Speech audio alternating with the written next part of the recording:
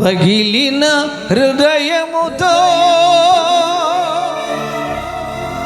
కృంగిన మనసుతో ప్రార్థించుటకు శక్తి లేక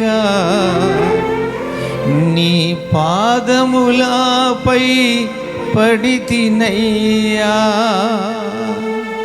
ప్రార్థించుటకు, అవును, ఆ పరిస్థితుల మధ్యలో ప్రార్థించే శక్తి కూడా ఏమడగాలనో కూడా తోచదు.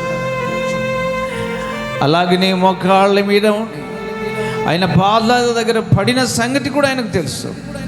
ప్రార్థించుటకు శక్తి లేక నీ పాదములపై పడితినయ్యా. నీ కరుణ, నీ జాలి, నీ కరుణ,